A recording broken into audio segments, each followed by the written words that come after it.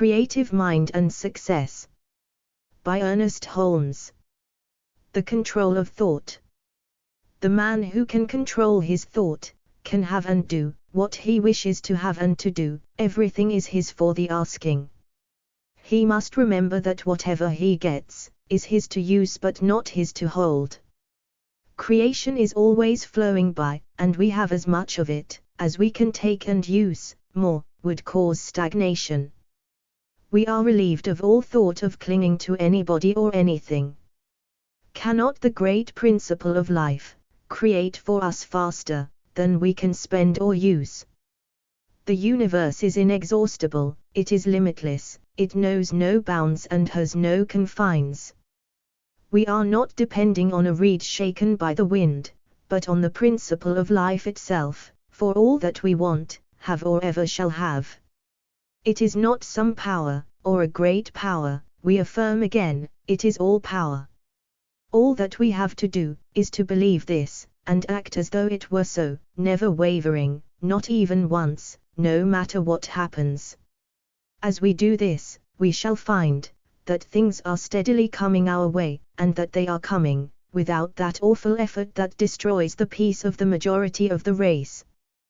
We know that there can be no failure in the divine mind, and this mind is the power on which we are depending. Now just because we are depending upon divine mind, we must not think that we do not have to do our share. God will work through us if we will let Him, but we must act in the outer, as though we were sure of ourselves. Our part is to believe, and then to act in faith. Jesus went to the tomb of Lazarus, believing and knowing that God was working through him.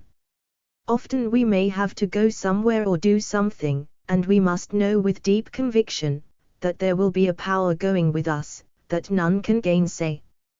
When we feel this secure place in our thought, all that we will have to do is to act. There is no doubt, but that the creative power of the universe will answer, it always does.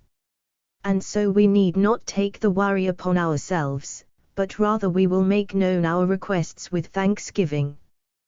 When Jesus said, "All things whatsoever ye pray and ask for, believe that ye receive them, and ye shall have them," he was uttering one of those many deep truths that were so clear to him, and that we are just beginning to see. He knew that everything is made out of mind, and that without that positive acceptance on the part of the individual, there is no mold into which mind can pour itself forth into form. In the mind of God there is the correct mold, the true knowing, but in the mind of man there is not always this true knowing. Since God can do for us only by doing through us, nothing can be done for us, unless we are positively receptive, but when we realize the law, and how it works, then we will provide that complete inner acceptance. By so doing we permit the Spirit to do the work, to make the gift. The reason we can make our requests known with thanksgiving, is because we know from the beginning, that we are to receive, and therefore we cannot help being thankful. This grateful attitude to the Spirit, puts us in very close touch with power, and adds much to the reality of the thing that we are dealing with. Without it we can do but little. So let us cultivate all the gratitude that we can. In gratitude we will send our thoughts out into the world, and as it comes back it will come laden with the fruits of the Spirit.